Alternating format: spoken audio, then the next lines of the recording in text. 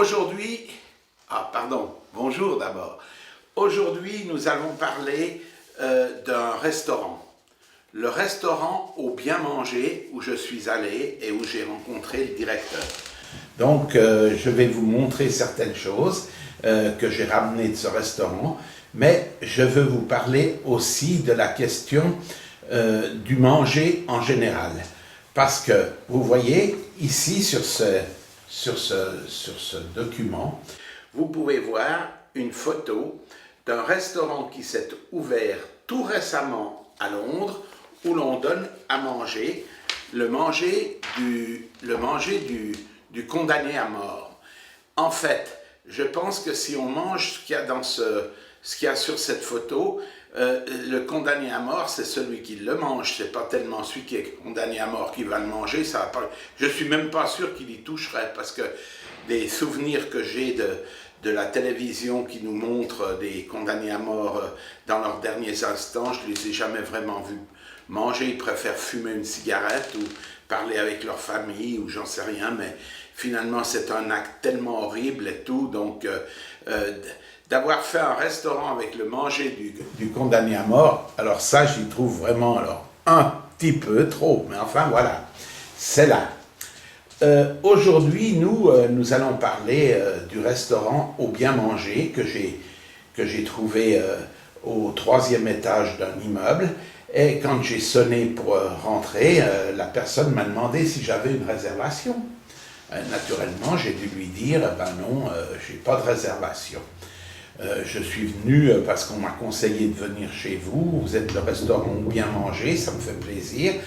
Écoutez, alors vous savez, on a des réservations, tout est plein jusqu'au 23 novembre, vous voyez, donc ils avaient déjà deux mois pleins, c'est terrible. Alors, elle m'a dit, si vous voulez, vous pourriez parler avec le directeur. De toute façon, il faut parler avec le directeur. C'est prévu qu'avec le directeur, c'est lui qui vous dirait exactement ce que vous devez faire, quand c'est que vous pouvez venir et ce que nous pratiquons ici dans ce restaurant. Alors, bien m'en a pris de vouloir rencontrer ce directeur parce qu'il m'a tout donné, le repas, pour que je puisse le reconstituer ici. Je vous ai tout apporté. Donc vous pouvez voir ici l'assiette telle qu'il me l'a montré dans son restaurant. Donc le restaurant Au Bien Manger, où ça coûte d'ailleurs très très cher, on vous donne 2 tranches de pain, on vous donne une pomme, on vous donne 3 haricots borlotti, 3 petits pois verts et un verre d'eau. Parce que m'a-t-il expliqué, quand on est jeune, nos parents nous donnent à manger, mais ils donnent beaucoup plus d'importance à notre attitude à table, à notre comportement à table, plutôt qu'à ce qu'on nous donne à manger. On nous dit, tiens-toi droit, mets-toi bien droit, mets tes mains sur la table, ta fourchette à gauche, ton couteau à droite, et tu coupes très proprement, tu manges en fermant bien la bouche, etc. Non, tu suces pas ton couteau. Non, tu ramasses pas la sauce avec du pain. Tout ça, ça ne se fait pas. Donc, on nous apprend comment manger avec nos mains, avec notre attitude à table, etc. Mais on ne nous apprend pas le bien manger, m'a-t-il dit. Parce que le bien manger, en somme, il faut le dire, c'est quelque chose qu'il faut apprendre par la suite. Le bien manger, c'est que nous n'avons pas besoin de grandes quantités, mais nous devons prendre des quantités suffisantes pour un repas, par exemple un repas de midi, comme celui qui est là sur cette assiette. Simplement, ce qui diffère par rapport à un restaurant où on a été avec des amis, parce que là, le directeur m'a bien précisé, si vous venez avec des amis, c'est inutile. Il y a une table par personne et chaque personne mange à sa table, en silence, impossible de parler chez nous, au restaurant chez nous, Au Bien Manger. Les gens mangent, mais ils ne parlent pas. Donc, il y en a même qui viennent avec leurs femmes comme ça. Non, on ne parle pas. On doit manger.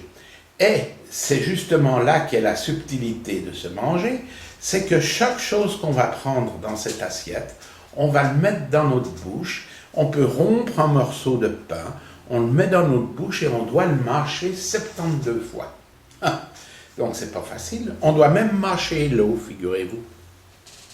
Et quand on mâche, si on mâche bien, nous avons un développement de salive qui se fait dans la bouche, ce qui va grandement faciliter ce qu'on absorbe.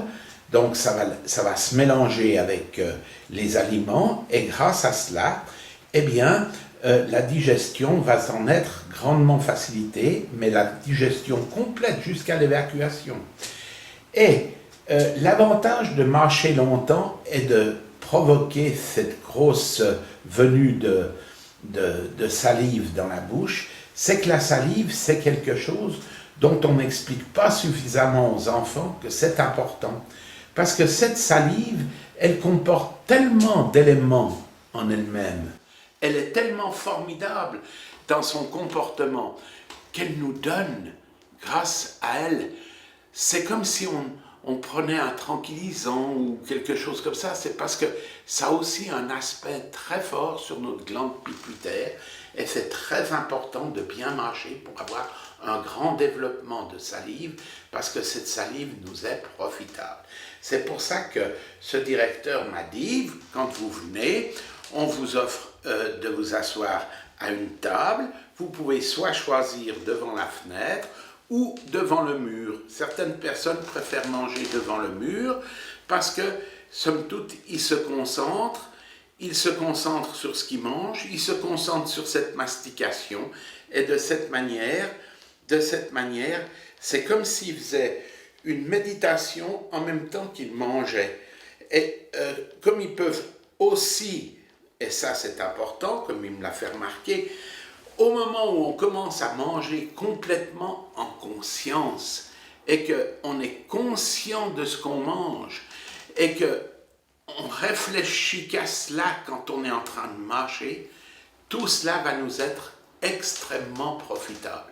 Vous voyez, c'est pour ça que je me suis un peu opposé au fait qu'on fasse un restaurant pour donner à manger ce que mangerait un condamné à mort avec ce qu'ils offrent. Je pense que c'est vraiment terrible.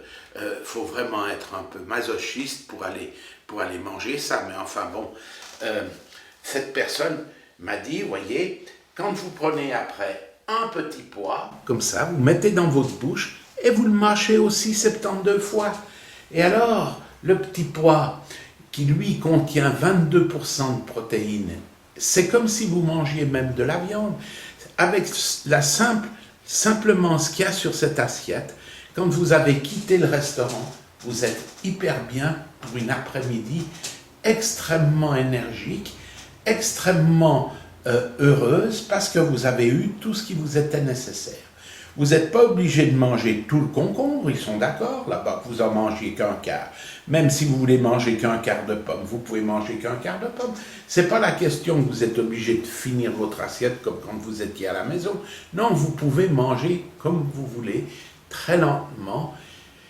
Un simple repas comme celui-ci, si vous mâchez 72 fois chaque chose que vous mettez, chaque aliment que vous mettez dans votre bouche, eh bien, figurez-vous que ça va prendre pas mal de temps et grâce à cela, vous aurez eu un vrai repas. C'est pour ça qu'ils ont appelé ce restaurant Au Bien Manger.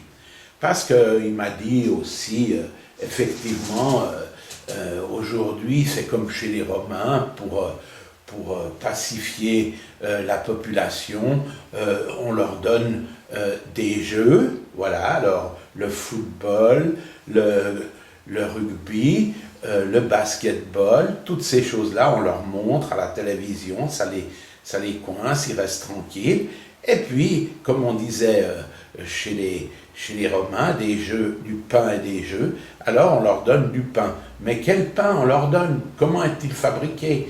D'où vient-il? Alors que celui-ci, c'est du pain qui est fait avec du vrai blé, enfin, en l'occurrence de l'épeautre, mais de très bonne qualité, bien préparé, tout est très bon. Et ça peut vous apporter une certaine forme de longévité et de bonheur. Voilà quel était mon message aujourd'hui. Merci.